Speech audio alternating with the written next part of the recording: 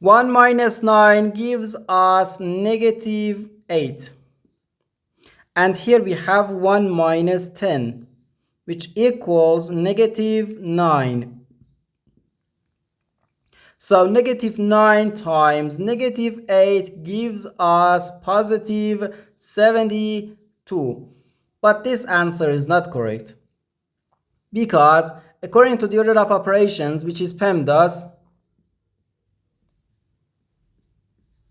P stands for parentheses, E stands for exponent, M and D stands for multiplication and division, and A and S stands for addition and subtraction.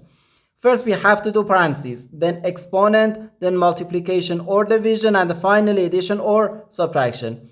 Remember that multiplication and division have equal priority and we have to work from left to right.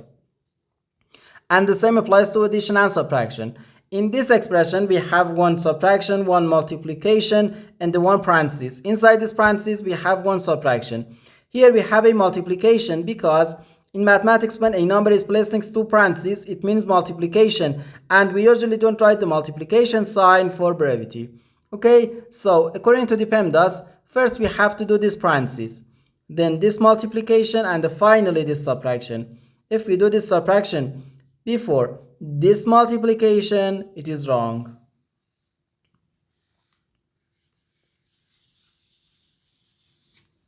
So first we have to do this parenthesis. Inside this parenthesis we have 1 minus 9, which equals negative 8. So we have 1 minus 10 then times negative 8. Now in this expression we have one subtraction and one multiplication. According to the PEMDAS, multiplication has higher priority than subtraction because multiplication comes before subtraction. So here first we have to do this multiplication. 10 times negative 8 gives us negative 80. So 1 minus negative 80. Now negative times negative gives us positive. So we have 1 plus 80, which equals 81. And this is our final answer to this problem.